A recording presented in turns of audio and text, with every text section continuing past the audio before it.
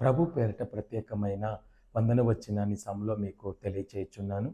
యెషయా గ్రంథం 58వ అధ్యాయం 11వ వాక్యం చదివితే గనక, యెహోవా నిన్ను నిత్యము నడిపించును, క్షామకాలమున ఆయన నిన్ను పోషించును లేక తృప్తిపరచును అంటున్నాడు.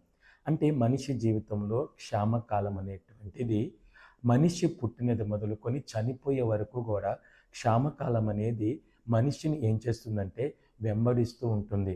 ఉదయ సాయంత్రములు ఎలాగున్నాయో, పగలు చీకటిలు ఎలాగున్నాయో, క్షామకాలము కూడా అది పగలు రావచ్చు, లేకపోతే చీకటి కాలంలో రావచ్చు. వెలుగులో ఉన్నప్పుడు రావచ్చు, లేకపోతే చీకటిలో ఉన్నప్పుడు రావచ్చు. కాబట్టి యెహోవా నిన్ను నిత్యము నడిపించును అన్నాడు. యెహోవాని గనుక నువ్వు కలిగి ఉన్నట్లయితే నీకు క్షామకాలం అనేది వచ్చినప్పుడు ఆయన నిన్ను సమృద్ధి అయినటువంటి జీవమునిచ్చి తృప్తిపరుస్తాడు, తోడుగా ఉంటాడు, కాపాడుతాడు, రక్షిస్తాడు. ఆమేన్.